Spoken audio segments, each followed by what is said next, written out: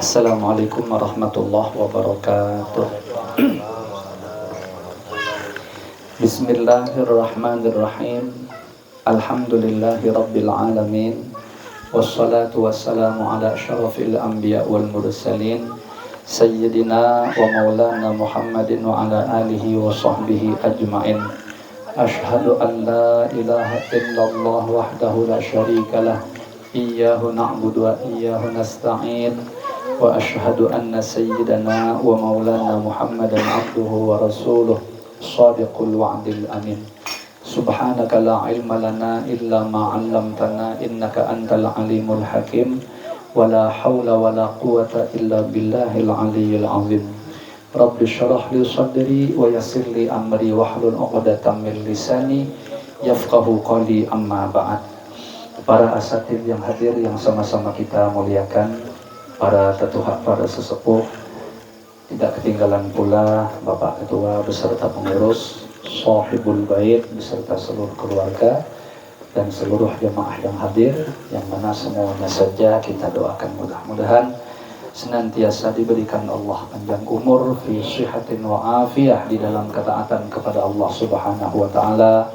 Allah mudahkan seluruh urusan-urusannya, Allah kabulkan segala hajat baiknya, Allah lancarkan rezekinya yang halalan thayyiban, Allah istiqomahkan menapak di jalan yang diridhai oleh Allah dan Rasulnya, dan mudah-mudahan semuanya beserta seluruh keluarga senantiasa dilimpahkan Allah keberkahan hidup lahir batin dunia dan akhirat. Amin ya rabbal alamin. Menyambung ke istiqomahan pelajaran kita, insyaallah sampai halaman 191, yaitu maqalah ke-26. Ujarlah. Wabil isnadil ladzi yattasilu ilal musannif rahimahumullahu ta'ala wa nafa'ana bi ulumihim wa anwarihim wa asrarihim wa nafahatihim fid dharain. Amin. Bismillahirrahmanirrahim. Maqalah ke-26. Qala an-nabiyyu sallallahu alaihi wasallam, sayati ala ummati zamanun yuhibbunal khamsa wa yansawunal khamsa. Yuhibbunad dunya wa yansawunal akhirata. Wa yuhibbunal hayata wa yansawunal mauta. Wa yuhibbunal qusura wa yansawunal qubura. Wa yuhibbunal mala wa yansawunal hisaba. Wa yuhibbunal khalqa wa yansawunal khaliqa.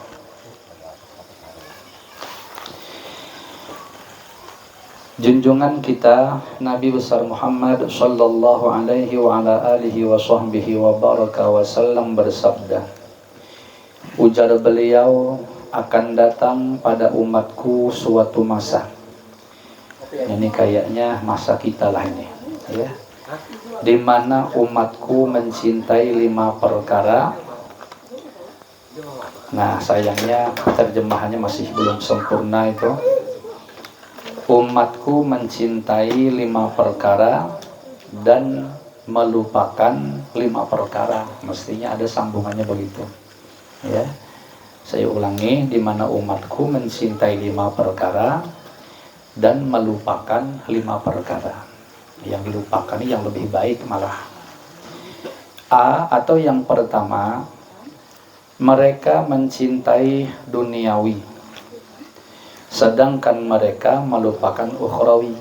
Nah, urusan-urusan yang bersifat dengan keduniaan, terserah apapun itu, yang biasanya bahasa duniawi itu sesuatu yang bersifat melalaikan daripada kehidupan dunia ini, baik itu isinya harta benda, baik itu isinya pekerjaan, baik itu isinya jabatan kedudukan. Nah, itu kan sesuatu yang memang biasanya melalaikan, ya. Cuman memang ketika didapatkan bagi abna'ud dunya, satu istilah yang sudah kita jelaskan dahulu, itu bisa kita lihat nanti di dalam keterangan Imam Haddad dalam salah satu karya beliau yang bernama kitab Risalatul Mudzakarah. Nah, nanti akan ada istilah disebut dengan abna'ud dunya atau anak-anak dunia. Itu memang asik, ya, asik memang. Artinya gara-gara mencintai dunia tadi, sehingga mereka melupakan kepada akhiratnya. Kalau kita orang mukmin yang bagus, nah itu dia balance, berimbang. Dunia kita cari karena untuk berbekal. Nah kemudian bekal ketika sudah didapatkan, nah baru bekal itu dipakai untuk kebahagiaan kehidupan di akhirat kita. Nah itu namanya pemain cerdas, ya. Jadi bukan meninggalkan dunia sama sekali, karena tidak akan mungkin bisa kita meninggalkan dunia sama sekali. Soalnya kita hidup di dunia, dan banyak sekali dunia ini yang harus kita pakai buat berbekal tadi atau fasilitas. Nah, karena kalau memang fasilitasnya itu nyaman, fa insyaallah bihaulillah wa quwwatih, itu menjadi kenyamanan juga, memudahkan kita juga untuk mengejar akhiratnya itu. Nah, salah satu contohnya seperti majelis ilmu nih. Majelis kita ini adalah urusan yang bersifat ukhrawi, tapi jelas ditunjang sama urusan yang bersifat duniawi. Nah, kan ini terasa kalau sudah perjalanan jauh kita butuh kendaraan, kendaraan duniawi, ya, nak beli bensin, kemudian juga sound system, listrik, segala macam. Itu urusan-urusan yang bersifat duniawi. Tapi itu tadi, kalau orang mukmin, maka urusan dunia ini akan dijadikannya sebagai sarana berbekal. Nah, itu jadi mestinya harus seperti itu bagusnya kita. Kalau tadi ini tidak, dunia itu dijadikan Allah fasilitas. Nah, karena akalnya tidak sempurna, malah sibuk mengurusi fasilitas cuman. Sibuk mengurusi sarananya.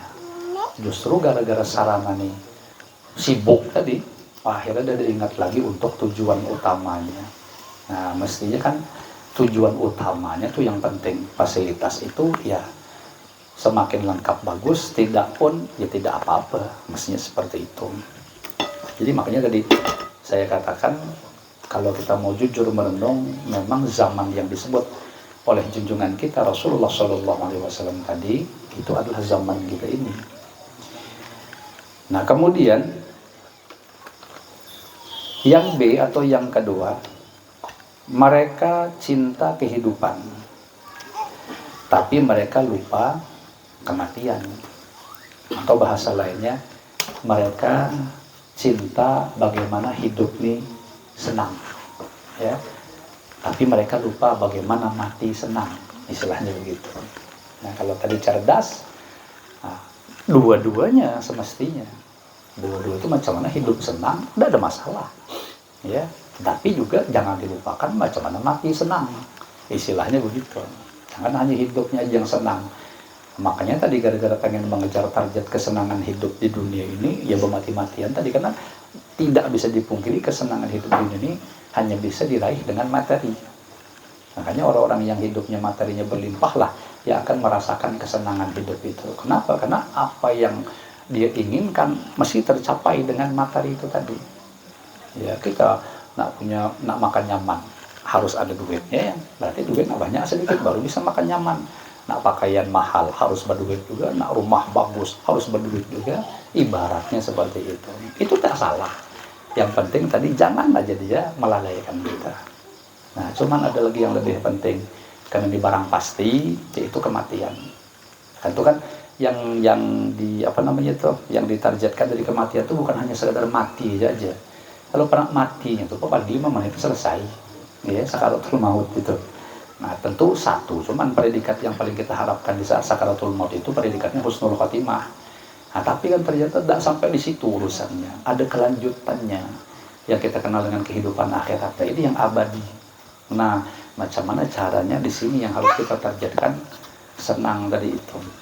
Ya tidak bisa kecuali dengan memperbanyak amal ibadah.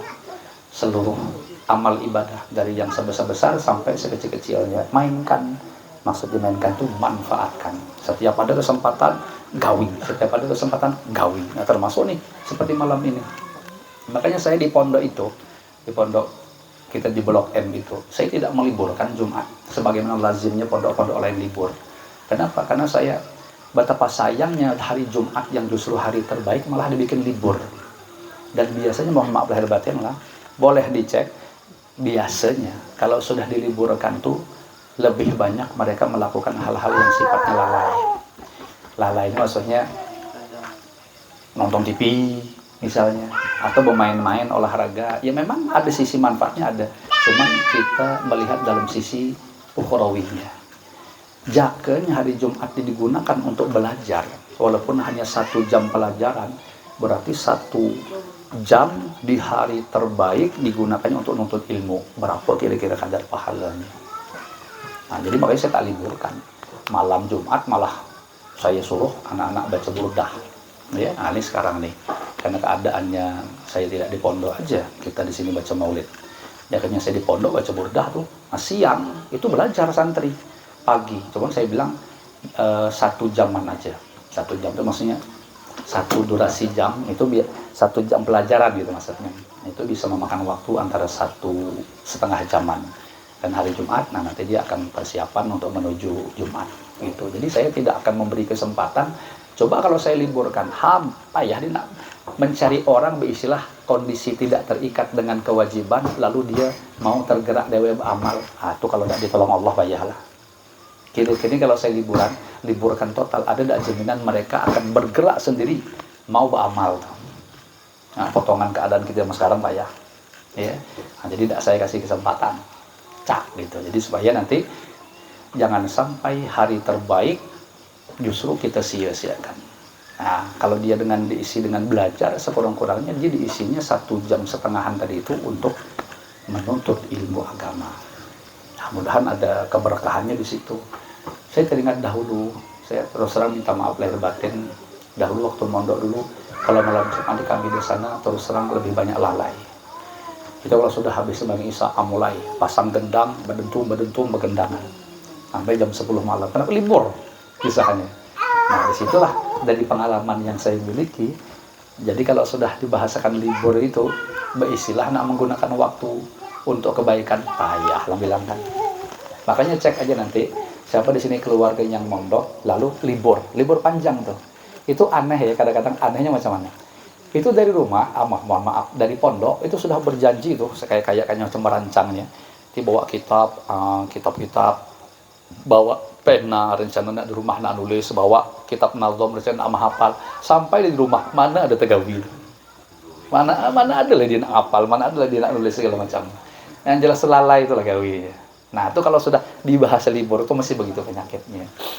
Seakan-akan daripada libur mending dia di pondok. Keadaannya, karena tidak bisa diakui keadaan di pondok itu tetap lebih baik dibanding dengan keadaan di rumah. Nah, cuman saya ketika menimbang macam itu kan satu sisi namanya. Di sisi lain di rumah itu tetap ada juga manfaatnya. Walaupun kita sadar di sisi pelajaran tadi tidak akan bisa ada penambahan. Nah, apa di sisi di rumah tuh minimal kita sebagai orang tua mengontrol anak bisa, ya kita bisa mengecek macam mana hasil yang dia dapatkan selama mondok ini. Itu bisa kita nanti semacam kayak evaluasi lah begitu. Nah ini kehidupan pondok itu seperti itu. Kita tidak membicarakan itu. Ini poinnya tadi, mencintai kehidupan ya tentu di dunia, namun melupakan kematian dan kehidupan setelah daripada kematian itu. Nah, tidak hampir dipastikan di mana-mana aja kitab-kitab yang menjelaskan tentang penjelasan poin nomor 2 ini. Rata-rata masih ulama kita itu memerintahkan kita untuk beramal, ya, dengan sekali lagi segala macam bentuk amal ibadah terserah. Yang penting mainkan, manfaatkan tadi itu, ya itu bekal. Paling nanti yang perlu diwaspadai atau yang perlu diperhatikan juga yang tidak kalah penting adalah sebagaimana yang diingatkan oleh Sayyidina Ali bin Abi Thalib, amal itu jangan mementingkan banyak dan lamanya. Banyak berarti banyak gawi, lama itu berarti lama gawi, bukan itu yang jadi target itu, tapi yang dijadikan target itu diterimanya. Itu yang harus diperhatikan. Nah urusan diterima ini berarti kualitasnya yang harus dijaga. Walaupun amal tak banyak dan digawi pun tak lama, tapi berbobot, berkualitas. Nah maka dari itu nanti ini akan ada kajian pembahasan khusus bagaimana amal-amal kita supaya diterima oleh Allah Subhanahu wa Ta'ala. Itu banyak tuh tetek bengeknya kalau sudah bahasa mengkaji dengan amal yang diterima Allah. Karena sudah tadi disebut berkaitan dengan kualitasnya.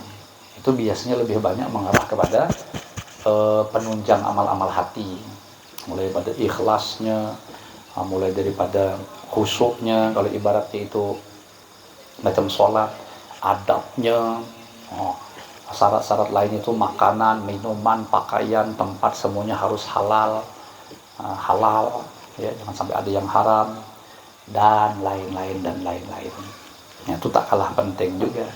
Kadang-kadang juga banyak orang-orang yang terkecoh lebih mendahulukan lama-lama banyak-banyak. Ternyata tidak satu pun yang diterima oleh Allah Subhanahu wa Ta'ala. Kenapa? Syarat diterima tadi tidak terpenuhi. Ya luput, cuman ada kalau macam itu. Ya. Nah, disinilah peranan majelis kita ini atau majelis ilmu secara umum itu sangat penting untuk bisa mengetahui sisi-sisi diterimanya amal itu tadi. Jakanya ada hadir ke majelis payah nak mengetahui. Ya, payah. Kemudian yang C atau yang ketiga, mereka mencintai gedung-gedung yang indah, tapi mereka melupakan kuburan. Ya, ini sebenarnya ada keterkaitan dengan poin yang B atau yang nomor 2 tadi. Kan gedung-gedung itu juga termasuk bagian daripada kehidupan dunia. Ya, itu tadi, mereka lebih mengincar nyaman hidup di dunia dengan memiliki gedung-gedung tadi itu. Padahal yang tak kalah penting juga adalah macam mana di kuburan itu. Jangan kalah sama keindahan gedung yang ada di dunia ini. Bangun gedung kita di kuburan itu maksudnya. Macam ada di alam barzah itu seperti yang doa-doa dipanjatkan oleh guru-guru kita. Allahumma ja'al kuburahum radatan min riyadil jinan. Ya Allah, jadikanlah kubur-kubur mereka itu seperti taman-taman surga. Wah, kita punya duit di dunia nih, bangun rumah seindah-indahnya. Tidak apa-apa, yang ngelarang siapa. Yang penting menumbuhkan rasa syukur kepada Allah. Lihat aja rumah ulama-ulama kita, kayak rumah Abah Guru Sekumpul, rumah Guru Bakit, ya. Nah, itu kan indah-indah. Kita paham mereka itu bukannya cinta dunia membuat indah, untuk semakin menambah rasa syukur. Nah, kalau bisa imbangi dengan dikubur tuh macam itu juga. Radhatun min riyadil jinan tadi. Macam mana? Ya kayak apa yang nomor 2 tadi. Perbanyaklah amal ibadah, tobat, ibaratnya macam itu. Mana kita kan sadar dosa banyak betul kita nih. Kaitan kepada Allah banyak dosa kita, kaitan kepada sesama manusia banyak. Nah, mudah-mudahan Allah izinkan sebelum kita meninggal dunia semua itu terselesaikan. Ya taubat tadi itu maksudnya. Kalau ibaratnya kaitan kepada Allah kayak sholat-sholat, mudahan habis terbayar qadaan kita sebelum meninggal. Puasa, mudahan macam itu juga. Haji bagi yang sudah mampu. Ada yang kapan jadi ke haji ini? Oh iya, di pondok malam Selasa tadi. Kan salah satu tokoh yang ada di pondok, termasuk juga beliau itu donatur pondok, itu barusan berangkat haji. Baru bercerita tentang pengalaman haji nih, barusan tadi nih. Ada di antara jamaah itu yang apa namanya itu, berangkat haji Puroda itu. Puroda kan? Puroda namanya. Allah alam. Iya itu namanya. 450 juta kan? Berdua laki bini hampir 1 miliar. Nah, ternyata tak berangkat. Nah, jadi istilahnya dibalikkan gitu. Dibalikkan tuh orang yang dibalikkan duitnya tidak. Duitnya ngos. Ah, coba bayangkan. Jadi disitulah rahasia daripada Allah Subhanahu wa Ta'ala. Nah, itulah ya, maksud saya memang haji itu merupakan panggilan daripada Allah Subhanahu wa Ta'ala. Tapi kalau saya secara pribadi menyikapi orang tadi, saya tidak kasihan gitu maksudnya. Kan dia sudah jelas-jelas niatnya mau berangkat haji. Dan duitnya pun dia mampu 2 laki bini. Lalu kemudian tidak jadi berangkat.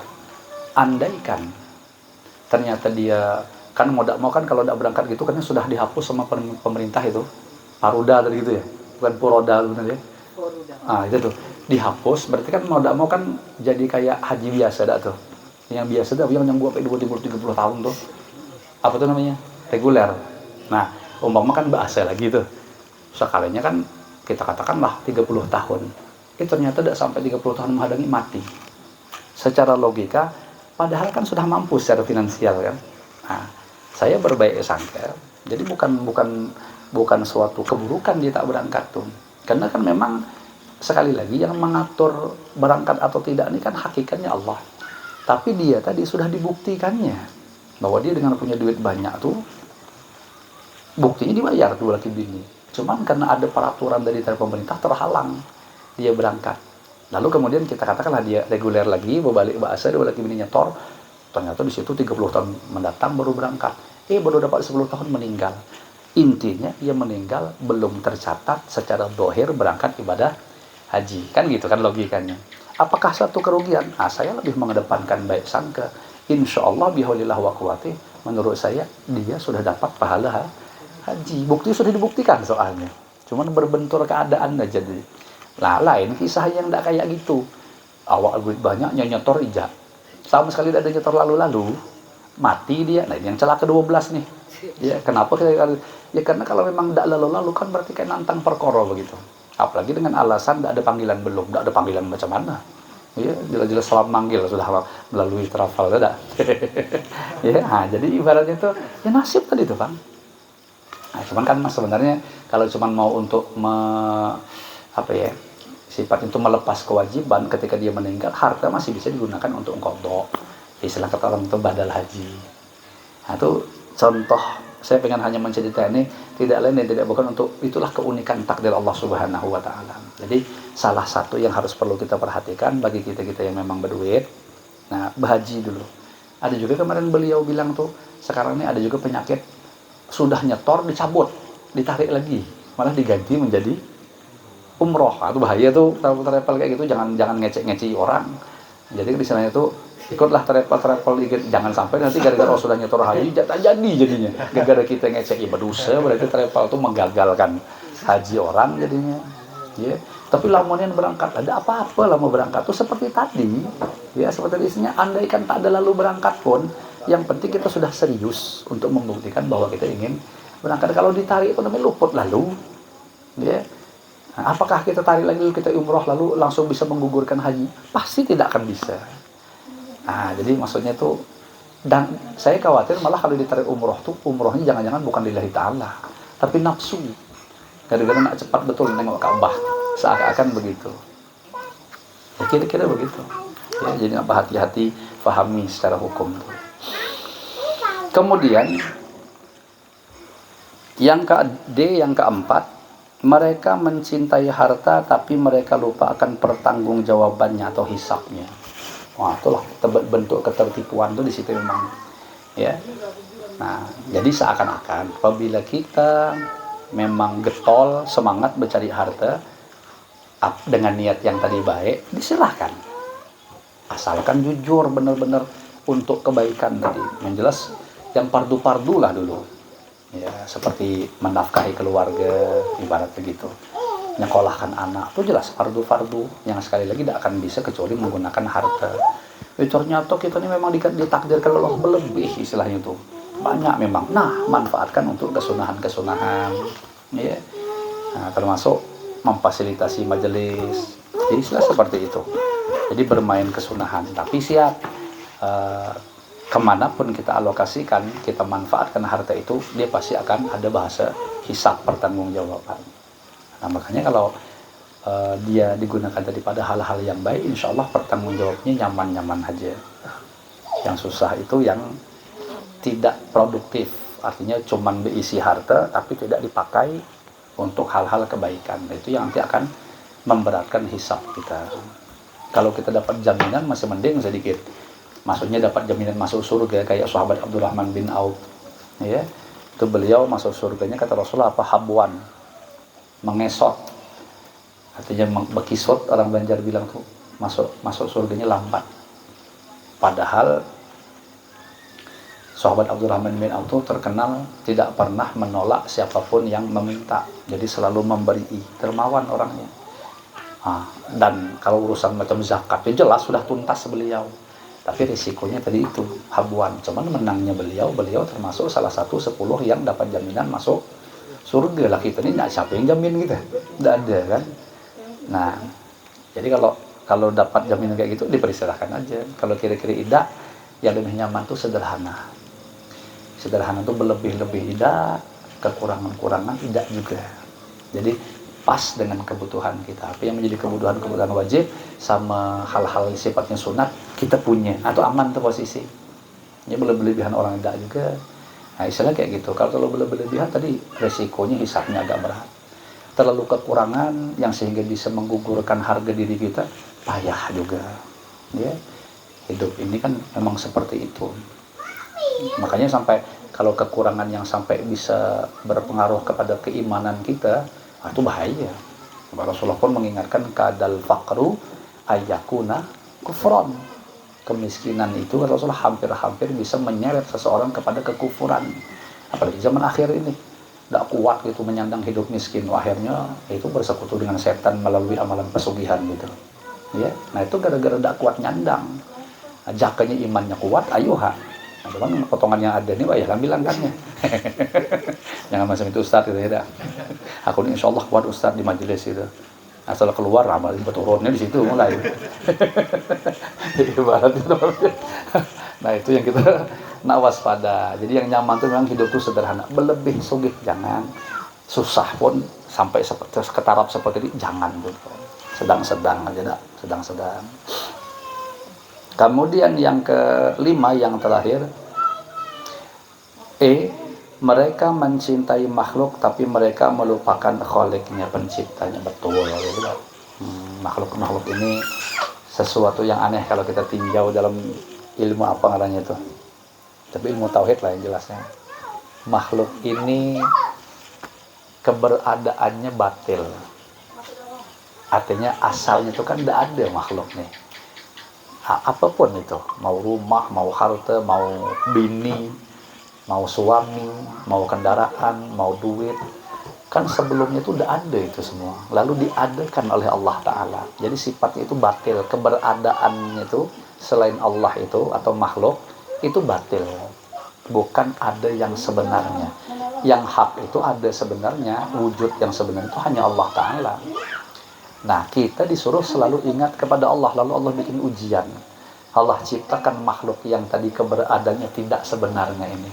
Ternyata bodohnya kita itu malah kita lebih terfokus pikiran kita, hati kita, urusan kita mengurus kepada sesuatu yang batil tadi. Malah kepincut gitu. Malah melupakan sesuatu yang ada, yang hak, yang sebenarnya, yaitu Allah Subhanahu wa Ta'ala. Paham tak maksud saya? Paham tak ada? Belum? Belum Marbiati paham? Ya contohnya duit. Nah, duit itu kan sebelumnya tidak ada yang namanya duit itu. Kita disuruh fokus menyembah ke Allah. Lalu di tengah perjalanan kita fokus menyembah, mengabdi kepada Allah, Allah ciptakan duit. Nah, duit ini keberadaannya namanya batil. Tapi rupanya kita tuh kepincut sama duit tadi. Gara-gara kepincut, terliung, tidak ada lagi ingat ke fokus tujuan tadi. Sibuk mengurusi yang namanya duit nih tadi. Sehingga sampai mengorbankan ketujuan utama itu. Makanya berapa banyak kita saksikan orang bergegilaan ngejar duit, tidak ingat lagi kepada Allah Subhanahu wa Ta'ala untuk sembahyang. Ya, nah itu contoh mudah tuh seperti itu. Dan tinggal dikiaskan ke lain-lain. Ada orang kepincut dengan HP-nya. Padahal tadi awalnya HP itu udah ada. Lalu Allah bikinkan, kan makhluk Allah tuh. Kenapa kita malah tertarik sama si HP ini, melupakan kepada Allah Subhanahu wa Ta'ala, sang pencipta HP itu. Nah, dan lain-lain lah. Sama anak. Anak itu jangan salah-salah, itu termasuk ujian juga kan. Anak sebelumnya tidak ada anak kita nih. Waktu anak belum ada, berkhidmat kita menghadap Allah Subhanahu wa Ta'ala. Sekali Allah berikan anak, mulai kepincut ke sini. Tidak ada lagi ingat ke Allah Subhanahu wa Ta'ala. Berapa banyak orang tua dilalaikan dengan anaknya. Nah, banyak sekali. Atau waktu belum punya jodoh, bertangis-tangis sujud tengah malam. Sekali sudah kasih jodoh, tidak diingat lagi. Itu sama kayak gitu, makanya dosa berjodoh lah, jaga ada bayi. Dah ada. Nah, itu kalau orang cerdas tadi yang buat kepincut-pincut bukan melalaikan, justru dibikin batu loncatan untuk semakin melesat tadi itu. Paham enggak maksudnya? Nah, itu orang hebat. Macam tadi saya contohkan duit. Duit awalnya melalaikan, rupanya kawannya pemain hebat. Bukannya melalaikan, dipakainya duitnya malah lebih cepat lagi jalan menuju Allah Ta'ala. Paham enggak? Nah, gitu juga. Belum punya jodoh, macam itu juga sekali punya jodoh, dibikinnya jodohnya batu loncatan, melesat mendekat kepada Allah. Sebenarnya biasa kalau jomblo kan semuanya dewean ya kan. Nah, dapat jodoh diajaknya berjamaah itu maksud saya melesat tadi itu. Oh, kalau dia dewean ini biasanya pahalanya anggaplah 50. Sekali dapat jodoh 2 laki bini dibawanya jadi 100. Wah, itu cerdas momen macam itu tuh. Ya. Nah, ini maksud saya tuh yang kayak gitu tuh kita jangan mudah ada lalu-lalu gitu. Terliung sudah sama barang yang sifatnya fana tadi ini, ha? Tambah parah katanya. Nah, ini insyaallah pengalaman nih. Ya Allah. Setiap saat kita harus selalu zikir menyebut asma Allah. Dan dalam setiap pekerjaan yang baik membaca bismillah. Jika selesai membaca alhamdulillah, ditambah dengan doa-doa. Antara lain adalah sebagaimana sabda Nabi sallallahu alaihi wasallam, "Man qala fi kulli yaumin 25 marratan Allahumma barik li fil maut wa fi ma ba'dal maut. Thumma mata ala firashihi a'tahu Allahu ajra syahidin." Rawahu At-Tabarani. Artinya barang siapa membaca doa di bawah ini sebanyak 25 kali, yaitu membaca Allahumma barik li fil maut wa fi ma ba'dal maut. Kalau diterjemahkan tuh, ya Allah berikanlah keberkahan bagiku di dalam kematian dan setelah kematian. Kematiannya berkah, setelah kematiannya pun berkah.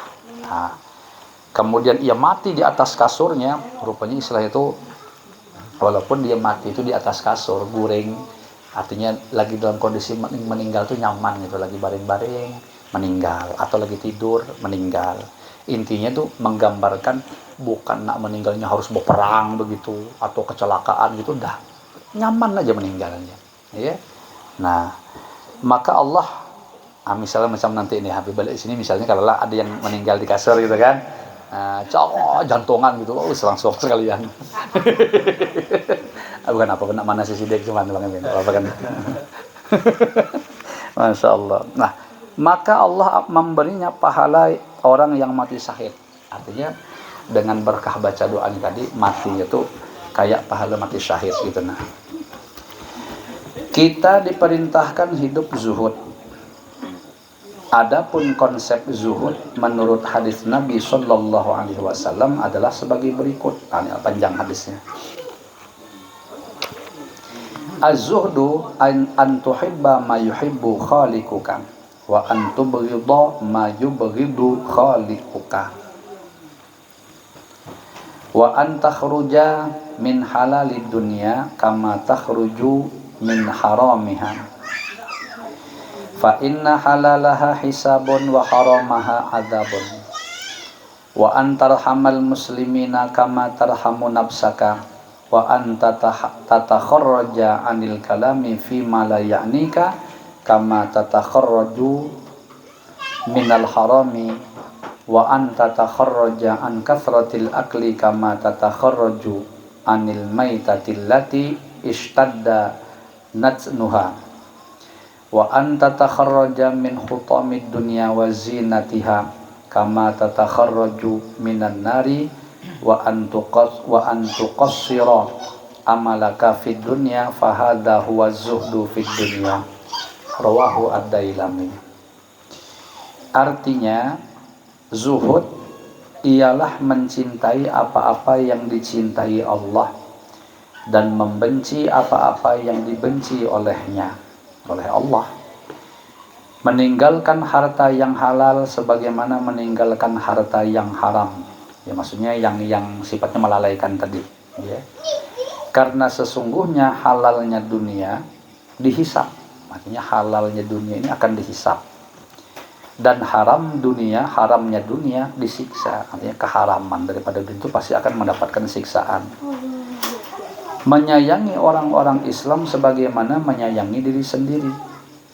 Memelihara diri dari ucapan yang tidak bermanfaat sebagaimana memelihara diri dari ucapan yang haram.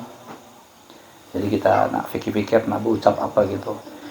Memelihara perut dari banyak makan sebagaimana memelihara diri dari memakan barang bangkai yang busuk.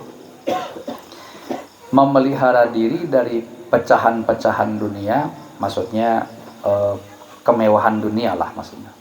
dan perhiasannya sebagaimana dapat memelihara diri dari panasnya api, memperkecil harapan dalam urusan duniawi. Memperkecil harapan ini maksudnya adalah tuh dilihat bahasa Arabnya antuqassira amalaka, artinya angan-angan kita itu dipendekkan, artinya jangan merasa hidup ini lawas gitu maksudnya. Ya, dipendekkan tuh seakan-akan betapa untungnya nih kalau pian ini ditimbulkan Allah dalam hati itu rasa takut mati. Seakan-akan kayak dikejar kematian, kayak mati ini ada di hadapan kita, jangan sebentar lagi mati deh, jangan nih sebentar tengah mati nih, ada rasa macam itu takut. Nah tapi bukan takut ya akhirnya menyebabkan mengkerut gitu, ada takut berdiam handar, maksudnya takut akhirnya dia berkhidmat beribadah karena merasa kayak jangan mati nih malam nih, ibaratnya gitu. Itu kalau ditimbulkan rasa macam itu bersyukur sebenarnya. Karena pasti nanti kalau sudah tengah malam lewat, jangan-jangan subuh nih mati nih. Nah, jadi sebelum subuh dia berkhidmat, beribadah aja, tengah hari mati nih. Sebelum tengah hari ini berkhidmat, terus berkhidmat terus akhirnya. Atau beruntung. Nah, lawannya ialah antuqassir amal alawas lagi. Nah, kalau lawas lagi itu pasti nanti. Kahina aja dulu nih. Kapan hadir ke majelis kahina aja dulu. Ada tuha lah. Sekarang berapa umur 50? Belum jangan. Umpama hasilnya tulul amal macam itu, ya. Nah, suatu saat Nabi Shallallahu Alaihi Wasallam lewat di depan suatu majelis yang penuh dengan gelak tawa. Nabi bersabda sebagai berikut: subuh ya, subuh majalisakum bimukaddiril ladzatin. Qalu wa ma muqaddirul ladzati qala al maut. Nah, jadi kata Rasulullah melihat sahabat itu banyak tertawaan tuh. Campurilah majelis-majelismu dengan hal-hal yang dapat mengotori dan merusak kenikmatan dunia. Para sahabat bertanya, apakah yang merusak kenikmatan dunia itu? Nabi menjawab, maut. Nah, jadi seakan-akan kalau kita kumpul lalu di situ ada senda gurau tertawaan, silahkan, tapi selipkan dengan kematian. Artinya ketawa sih ketawa, tapi nanti bikin selipan kematian untuk jadi bahan tafakur, jadi bahan merenung. Jadi kalau ingat kematian untuk ya gurau gitu kan.